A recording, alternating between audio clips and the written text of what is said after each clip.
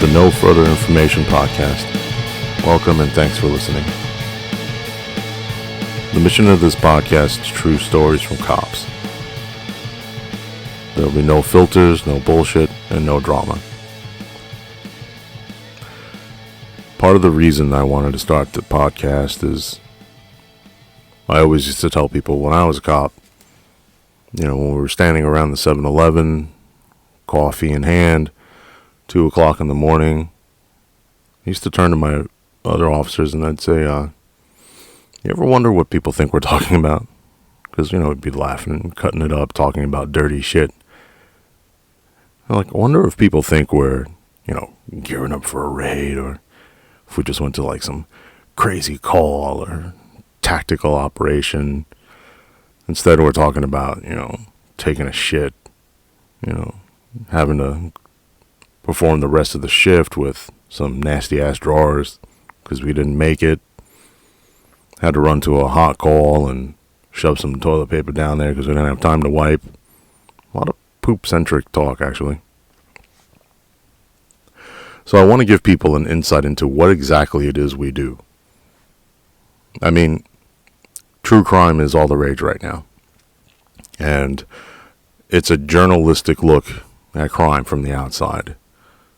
Every now and then you'll get a body-worn camera, some interview room surveillance footage, the cop testifying on the stand. But so rarely do you get to stand there at the 7-Eleven with us. So rarely do you get to sit in the car with us and bullshit. And oftentimes when a cop does have to talk to somebody, whether it's at a party or some social gathering, there's always a sense of apprehension. This is your chance to listen to exactly what it is cops talk about.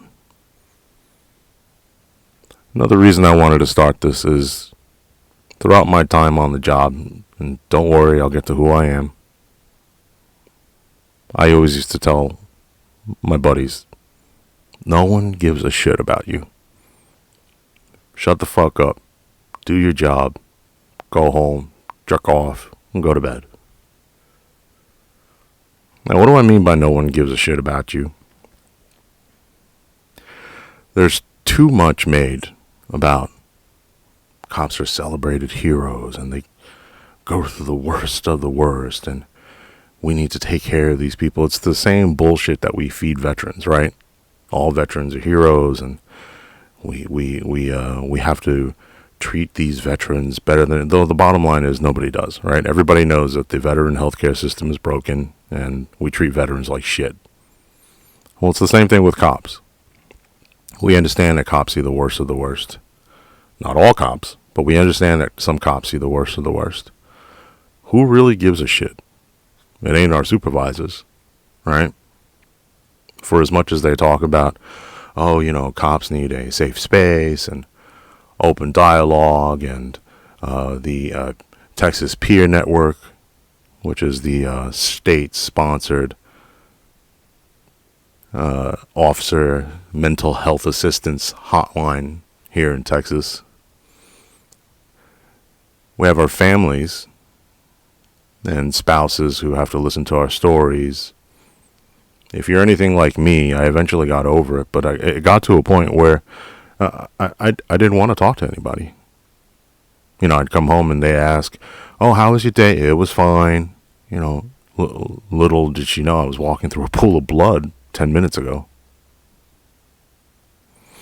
And all you can really talk to are other cops. And when that lifeline is cut off, who do you really have? You can't talk to a shrink. No way.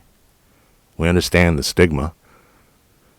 That's what people say. Oh, well, nowadays, it's different. People understand officer mental health. Bullshit. Who the fuck doesn't know that you're going to see a shrink? Small departments, large departments. Especially if you try to use EAP, right? It's pretty obvious that you're seeing a shrink. You're untouchable. Everybody knows it. Nobody wants to work with you. So what do? You bottle it up.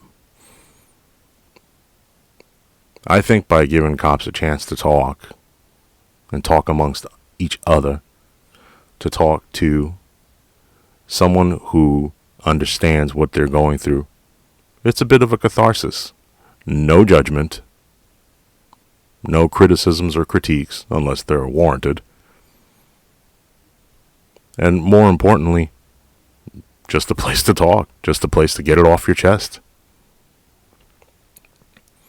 Now, I will admit that I've always wanted to do something like this.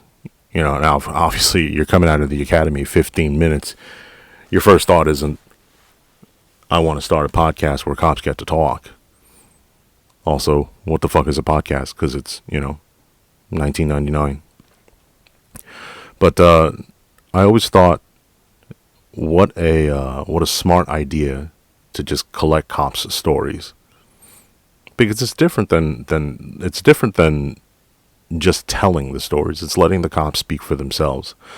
But it's also different to have a cop telling some journalist, about that time that I was on that raid. It's different when there's a cop interviewing another cop. So a lot of this is inspired by a book called Cops by Mark Baker. I highly suggest you give it a read. It's an old one, but a good one.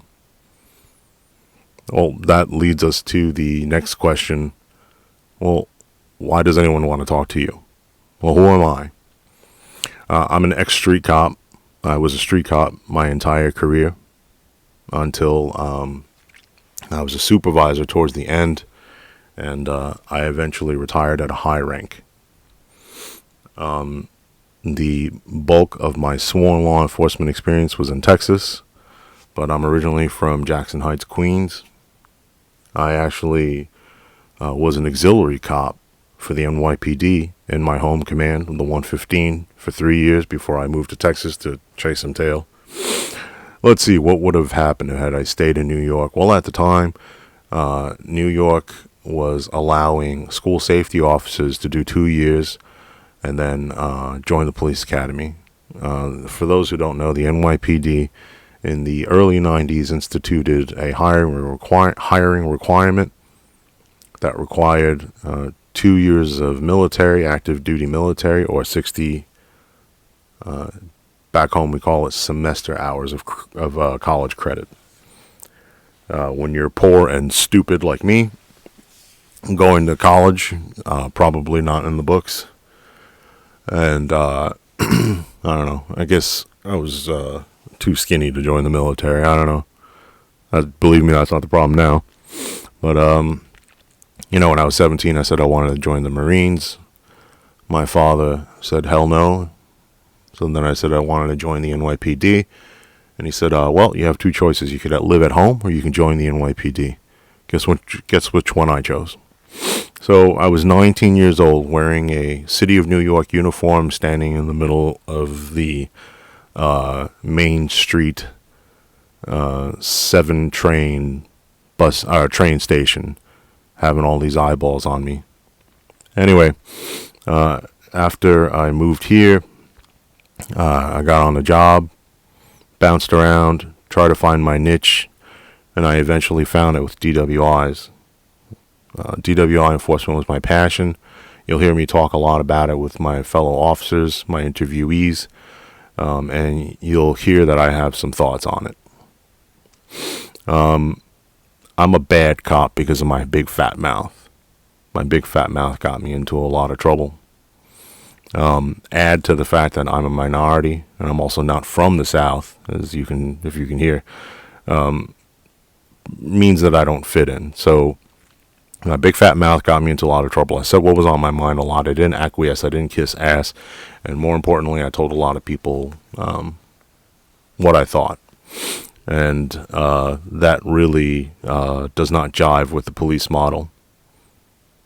So the trait that makes me a bad cop makes me an excellent interviewer. I know how to talk to people. I know how to relate. I'm not a robot. I cut out the dumb cop speak, and I hope you eventually start to as well. Now, it may come off as, a bit of arrogance or shit-talking cops. And the bottom line is, yeah, I am. I'm shit-talking a lot of cops. I'm shit-talking most cops, because most cops are bad. Most cops are bad at their job. Many cops are bad at their job. Most cops are bad at their job. And the good ones, we don't hear from. Every now and then there's a newspaper article. Every now and then they get put in the papers for saving some cat in a tree. Well, that might be more of a fire department function. But you don't hear about the guys and gals who are out there using their brains, using their expertise, using their know-how, using their people skills, getting the job done, not fucking complaining, not seeking the accolades or the stripes or the gold shield, doing their fucking jobs, which is exactly what we should be doing. I mean, ask yourself, if you're a cop listening to this right now, you ask yourself, who are the celebrated officers in your department? Who are the ones succeeding? Who are the ones getting paid the most? Who are the ones being tweeted about or X'd about?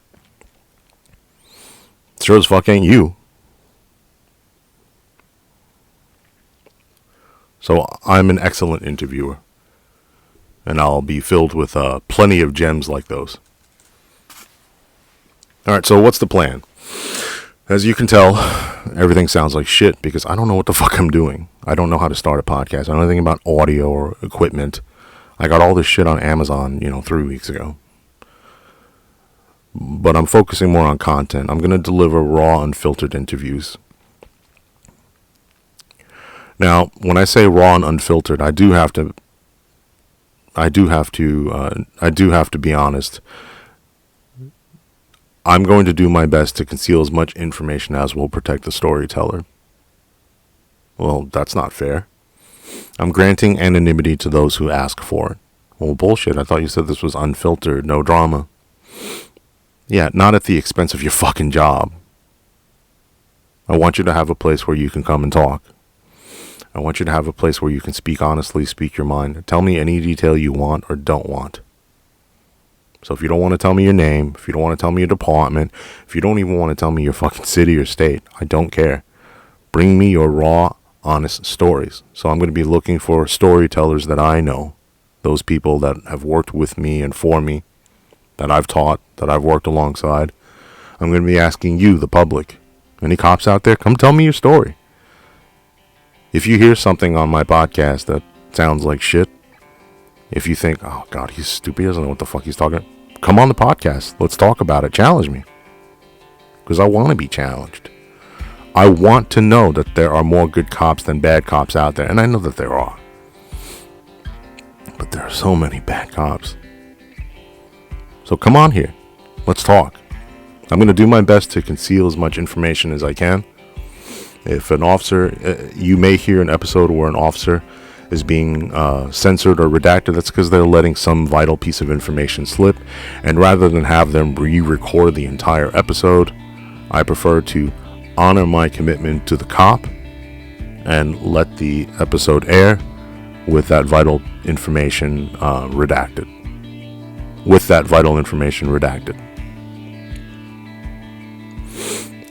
I think anonymity does more to elicit the truth than it does to elicit liars. Because I mean, I'll if somebody out there wants to pretend to be a cop and come on here and tell me some bullshit story, I welcome you too. But any cop knows that eventually you start talking to somebody and you start sniffing around, and you're like, this is too good to be true. You ever been working that off duty where you're talking to the, cop from Left Elbow County, Texas, and he starts telling you about the fucking quadruple homicide that he had to work by himself, on a Tuesday at 3 p.m. He took down the active shooter by himself with a pencil and an eraser and nothing else. Eventually you start realizing it's bullshit. Well, I think we're pretty good at that around here. I'm very good at it. So I think anonymity will only benefit the content and benefit you. The anonymity is decided by the storyteller. If the storyteller wants to remain completely anonymous, he or she will be Officer Bob, regardless of gender. So you'll hear my Officer Bobs. Asking yourself, why the fuck are they all named Bob? But Officer Bobs are anonymous. I don't know, maybe I can get that as a community going. All my Bobs. Where are my Bobs at? No, it doesn't quite have a ring to it. What are we doing? We're doing stories, one-on-ones, and I haven't quite decided, what the length of the episode is. So here's where I'm going to rely on you people. I'm going to rely on your feedback. I need to know, what do you like? What don't you like? Do you want it longer? Do you want it shorter? Do you want to hear more? Do you want to hear more from this particular speaker? Would you like collections of stories from different storytellers? Would you like collections of stories, but you would like to hear more from that one particular speaker? You'd like to hear less of that speaker? So I'm definitely going to need your feedback. Stories, one-on-ones. At some point, I'm going to do maybe a collection of stories from the road. So there will be a series about, the best DWI stories, the funniest DWI stories, drunks, quote unquote drunks, even though you're not supposed to use that term. At least I taught my students not to use that term. Domestic violence, good investigation stories, good tax stories, stories from the road. So yeah, I might do collections of those stories, and then I would like to do one-on-ones. But as I come to find, man, I could sit down for an hour with my buddies and time will pass in a blink of an eye. Maybe that's not the same with a storyteller that I'm a stranger to, so I guess we'll have to see. Now, some of the stories will be recorded live, but for storytellers who are strangers to me or in another state, I might do them remote or via Zoom.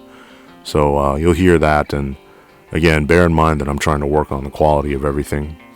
But a lot of this is going to require your help. All right, you decide. You tell me what you like, what you don't like, what you want to hear, what you don't want to hear. My only goal is the content. I'll polish out the sound quality. I'll polish out the shitty music. I'll polish out the ums and the ahs. As you can hear, there's tons of background noise in this recording. You hear me breathing and taking pauses and moving around and shuffling my feet. I'm leaving all this in there because I don't know how to fucking take it out, quite honestly, and I don't feel like we're recording it. I just want to bring you the content. I want to bring you the stories. Eventually, I'll be, when you guys make me a millionaire, eventually it'll sound polished and clean. But I'm not interested in that. I'm just interested in the content. I just want to tell the stories. I want you to hear from these people. Some of them are my friends, and I think you'd find them interesting. And, final note, I just don't think most police podcasts are very good. Some doctor who the fuck, with a PhD in criminology justice department who wants to tell you how to be a cop. Okay, great, solve the policing crisis for me. Or, Sheriff BD Elbow from Left Elbow, Texas. I know I keep saying elbow a lot. Who's going to sit here and tell you what policing's like in his town. Well, I don't want to fucking hear that. I've worked with those fucking people for 15 years. I don't want to hear that. I want to hear your story. You tell me. You put me behind the driver's seat, what it felt like when you told that fucking guy to step out of the car and he said no. You tell me what it felt like when you were made your first collar. I want you to tell me what it felt like when you finally put handcuffs on the motherfucker who had gotten away from you so many goddamn times. So a lot of this is going to be guided by your feedback. And then last but not least, I want to talk about the future. Right now I'm doing all of this, out of the kindness of my heart. It's because I want cops to tell their stories. I want people to hear what cops truly go through. And I think I can help cops tell the best stories. Now look, let's not fucking kid ourselves. The shit ain't free, and I'd like to make some goddamn money. So I'm not asking for any donations or solicitations or anything up front. I just need you to help me spread the word. Do you like listening to the podcast? I always listened to podcasts when I was on the street. I'd have one AirPod in my ear. This way, if I ever caught something, I could rip the AirPod out. It'd stop the podcast. That's funny. I'd resume the podcast with the AP in the back of the car. Like, hey, do you like listening to this podcast about space or history? Anyway, I'd like to make some money. So I'm not soliciting any donations or anything like that up front, but spread the word. Tell your buddies, tell your friends, tell your family. If you think this is a good representation, That's my test to you. For those listening, for those who are cops, you ask yourself, man, you know what? That's funny. That is how me and my buddies talk. Then spread the word. And for non-police experience, for non-cops, if you're listening to this podcast, if it gives you any insight into what we go through, tell somebody else. Do you want to know what cops... I listened to this podcast the other day that was really good. It sounds like cops talking to cops. Now, if you are interested in helping, I'd like to, at some point, get some professional editing. I got a couple of buddies that are helping me, out of the kindness of their heart, putting some things together. If you hear me refer to a producer in the podcast, it's because it's a buddy helping me out. But I'd love an editor. I'd love, a sound guy. Eventually, some help with the website, maybe an artist to animate things. All this will make much sense in a second. And, just anybody that can help out. And eventually, I'll be asking for some donations. Again, I don't know what I'm doing. Patreon, Cash App, PayPal. I don't know. And I'd like to have some merch ups, but I'd like it to be something you guys and gals can actually use. So stuff that we use in the field that I would love. Cool merch that isn't just whoring out the brand of the podcast. I could slap the fucking logo on a t-shirt and sell it for $25.99, but eventually we'll get there. But all of this is brand fucking new to me, so it's going to sound raw, it's going to sound unfiltered. But I'm introducing this podcast to you, and I hope you like it, and I hope you enjoy it. What to expect for this first episode? Sorry, but it's just going to be me. I know. You said I promised all these amazing storytellers. You're like, God, we get this fucking guy. But I thought I'd just tell you a story, and then in the next week I'll be releasing the first episode, and then eventually we'll be releasing on a weekly basis. And depending on popularity, availability. I got a regular job. I'm not on the job anymore, but I have a regular civilian job. I got a family, so I'm trying to do this the best I can. So we're going to try to stick to a weekly release schedule. What day? I don't know yet. I really appreciate your listening. I really appreciate your coming on this journey with me. And I hope you enjoyed this first episode. NFIpodcast.com, YouTube at NFI Podcast, email podcast@NFIpodcast.com. Thanks so much.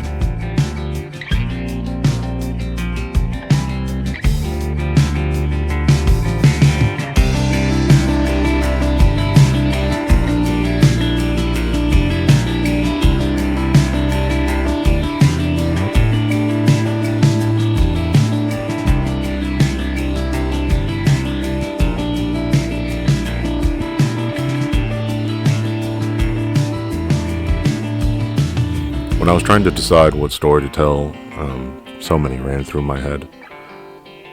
I was trying to decide on a funny one, a DWI drunk, a scary one, a serious one, awful things I've seen. And I decided it was just piss or get off the pot time to pick a story. In addition, I've always thought that DWI enforcement and investigation is like the pinnacle of law enforcement investigations. And I know it sounds cheesy, but DWI is an aspect of investigations that requires all skills. It requires good traffic code knowledge, observational skills, of course, technical expertise, remaining calm under duress, with a yelling or screaming drunk who's, saying all these awful things to you, being observant, making notes of the various physical clues, and not just the SFST, but, all of the eyes and this gait and all that.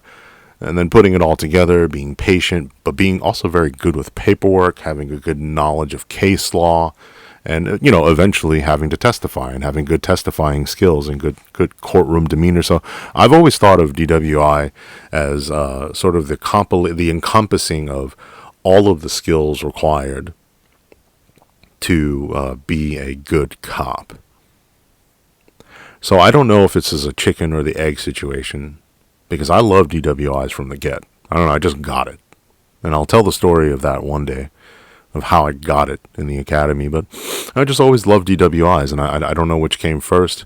If I was a good DWI cop and that helped me build my skills in all of those arenas, or if I had a predisposition to having a proficiency in all of those arenas and then eventually being a good DWI cop. Now, before I tell my story, I just want to make it clear, I'm not some fucking, amazing cop that got shit out of the womb, as a, the commander of the tactical squad.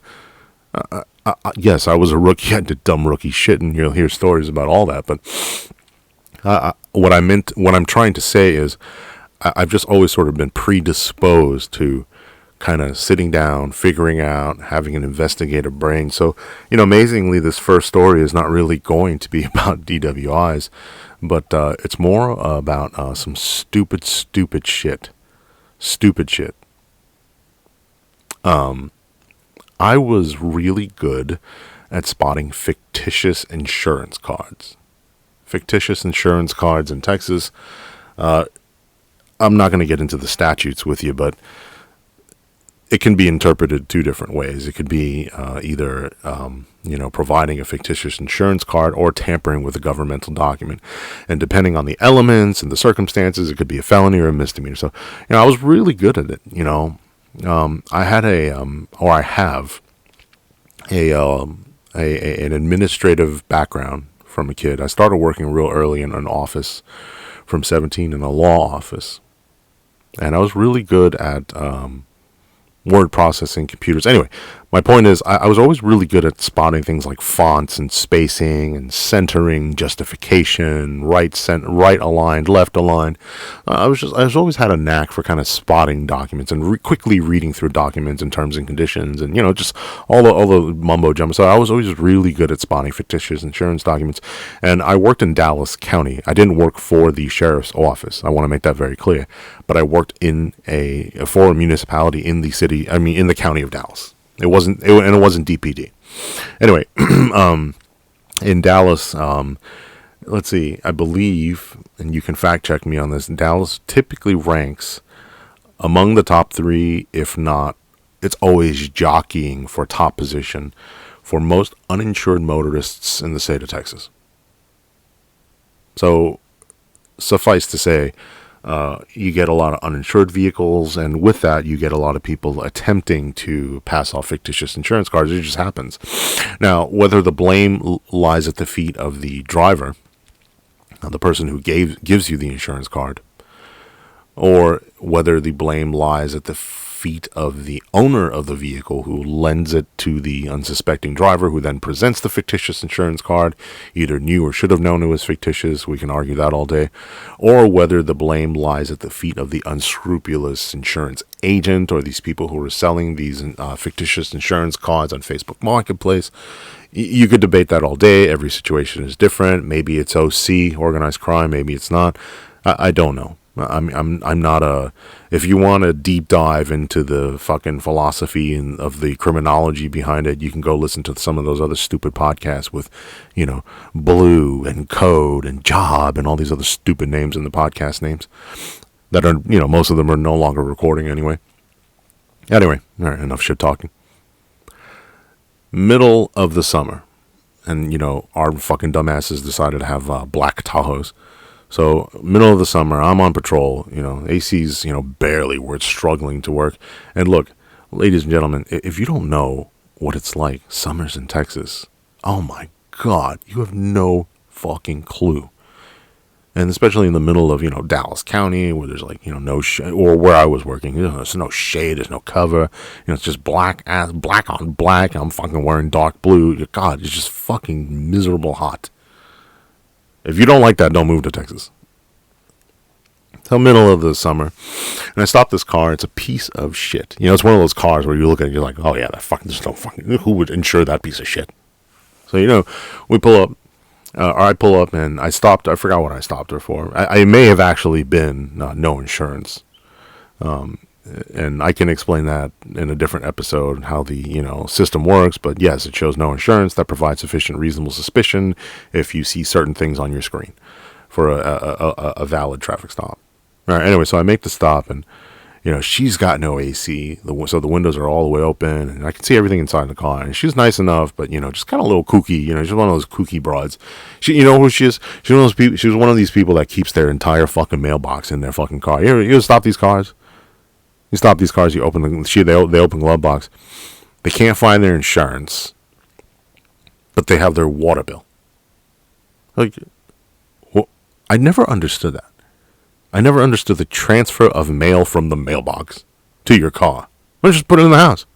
Why is it in the car? Right, anyway. So, just trashy car.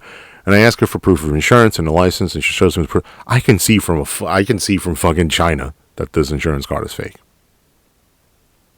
And the story of this insurance card is sort of the backdrop for the hilarity that is the contrast of a New Yorker being a cop in Texas, in the South, in addition to what I always like to portray to people as sort of the real details behind the story. It's not the arrest, it's not the AP, it's not the arrested person, it's not the AP, it's not the details, it's not the crime, it's not it's always the stories behind the stuff. That's how I fucking even remember this. I've arrested 1,000 people for fictitious insurance cards.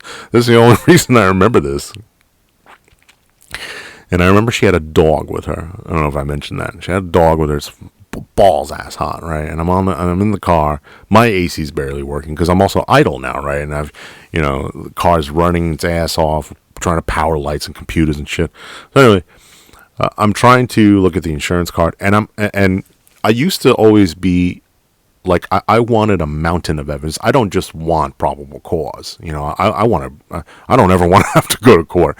So I would always, try to get as much evidence as I can. So in doing that, in addition to the insurance card being clearly fictitious, and I would write it up in my report, the L was off and the Q looked like a B and all this other stuff. But I would also call the insurance company, and I would tell the insurance company I'm Officer So-and-so, trying to verify coverage on a stop. Here's the VIN it should be on. Here's the person, and here's and I would tell the person answering the phone, the rep. I'd say, I know this is a fictitious insurance card. I just need you to help me prove that. So here's the person's name, the car, the address, and the policy number is it's the eye, like the Egyptian hieroglyph, like the actual eyeball, eagle, pyramid. What's that Egyptian dance? Where the arms look like one's an L, the other one's an upside down L. That Egyptian, the walk like an Egyptian sign. What do we call that? Is that an Egyptian dance? What is that dance? Are there any Egyptologists out there who can tell me what the fuck that dance means? Anyway, so yeah, that's the policy number. Of course, they'd come back and like, okay, no, it's obviously it doesn't come back. We tried looking it by their name, by their VIN, by the phone number. Okay, I got nothing. Okay. I had probable cause before, but now even more so. So, all right. Well, as I'm doing all this, she gets out of the car. Now, I was never one of these guys. I'm not jumpy. I'm really not jumpy. And I know probably. I mean, I survived, right?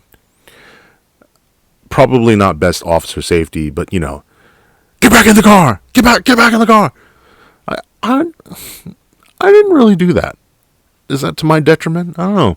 I mean, why are they getting out of the car? Let's ask ourselves, why are they getting out of the car?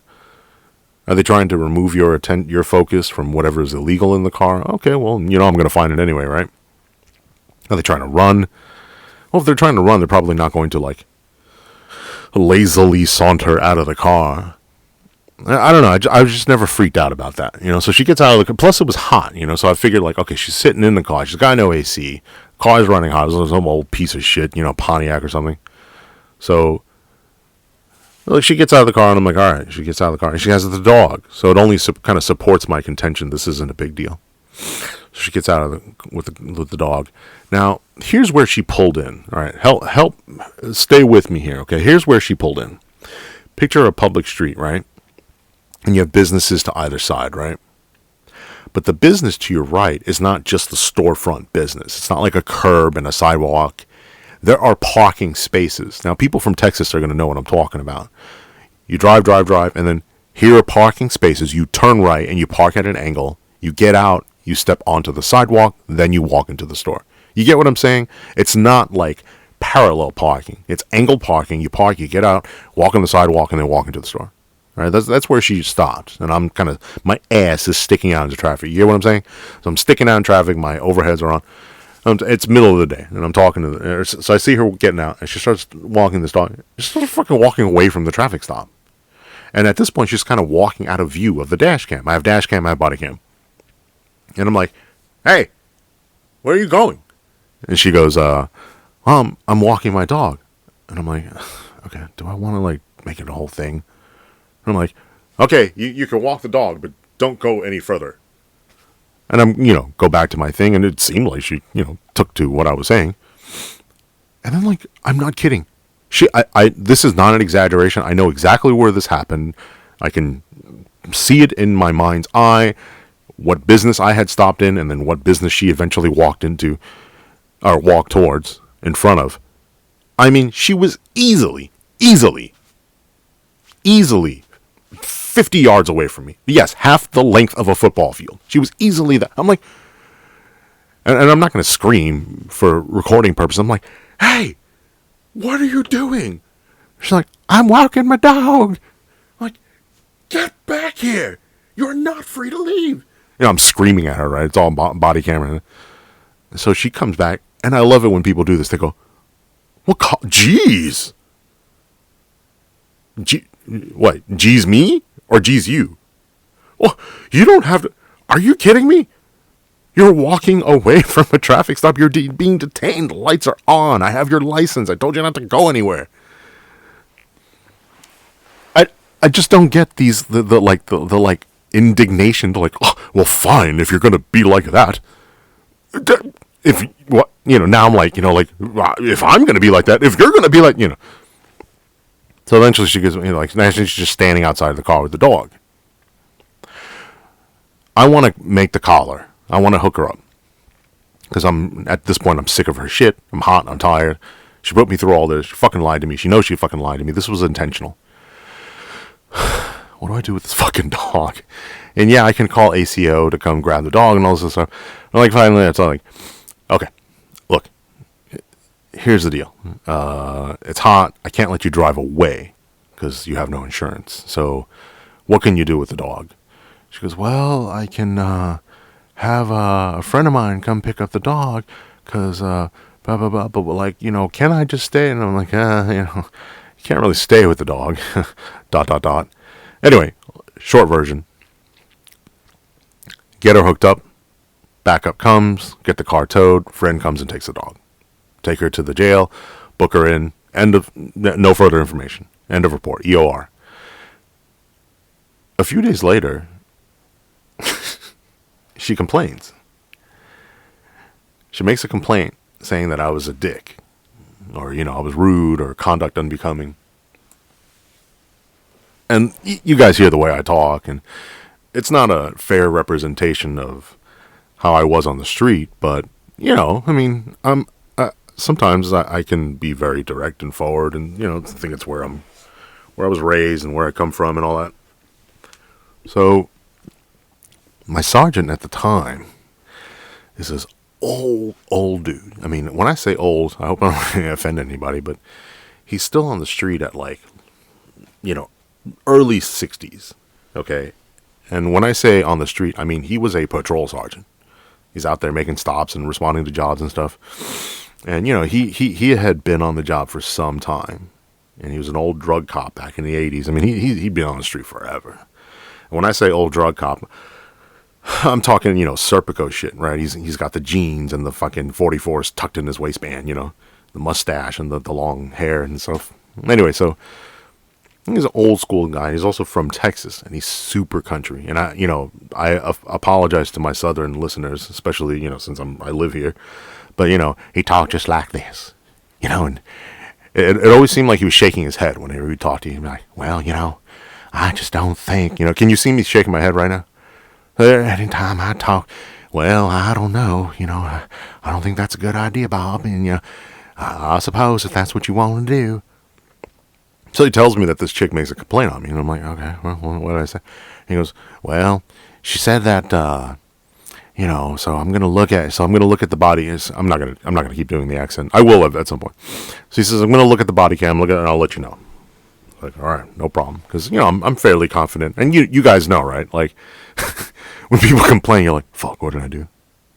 Is that the traffic stop where I fucking whipped it out? Is that the traffic stop where I asked him how big it was really? It was like, I know I didn't do that. I know I didn't do anything wrong, but you're instinctively you're like, oh shit, what did I do? So he comes back and he reviews it, and I'm like, oh hey boss, how'd it go? Like what do you got? Or just apropos of nothing.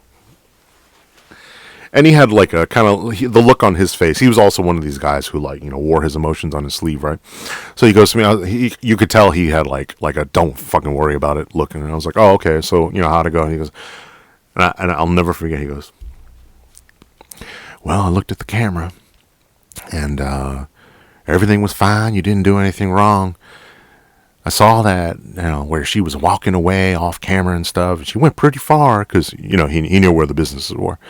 Like, she knew pretty far, and you might have raised your voice a little bit when you told her how the cow ate the cabbage, but, other than that, I didn't see anything wrong. When the what?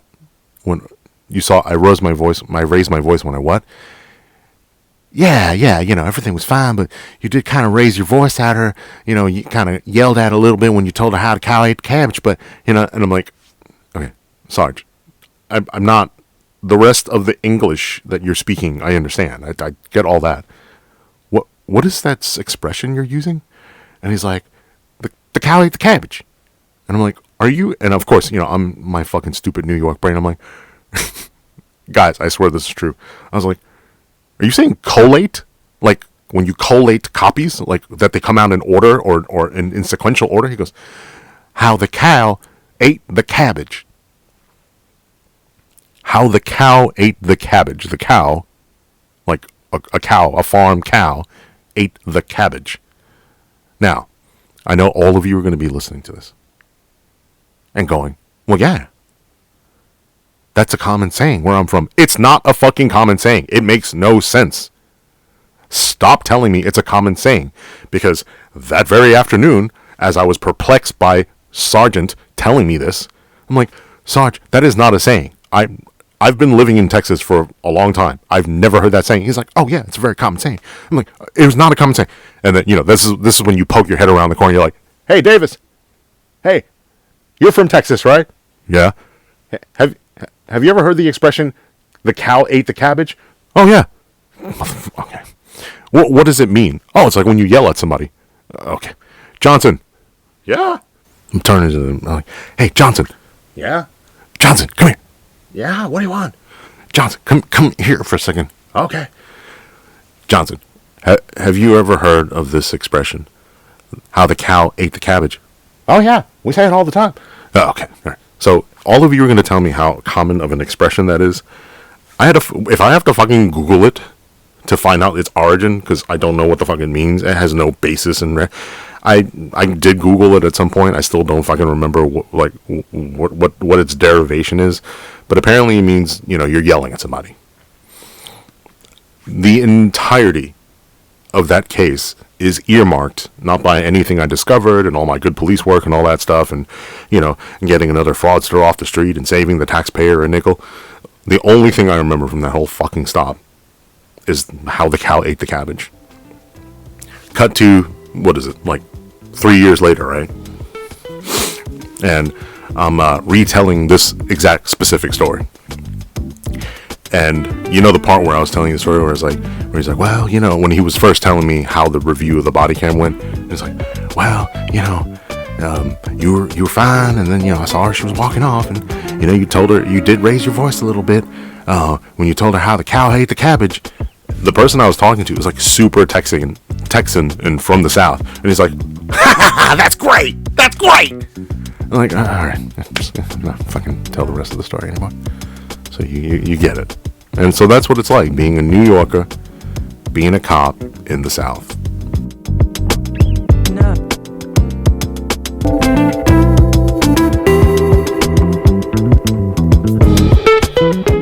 website is nfipodcast.com.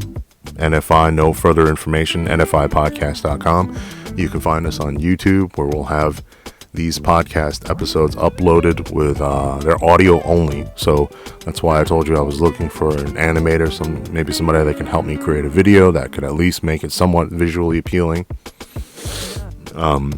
For now, there's no way to send me any money, even though I know you're dying to send me some money. But you can always email us or reach out, podcast@nfipodcast.com, podcast@nfipodcast.com. Eventually, we'll get on some other platforms. As soon as those things happen, we'll keep you updated. My storytellers, you want to come on and tell a story? Hit me up, nfipodcast.com. Fill out the contact form for Storytellers, and make sure you read our terms and conditions if you're planning to be planning to be a storyteller. Make sure to read our terms and conditions if you're planning on being a storyteller. I was going to edit all that out, but all my mistakes.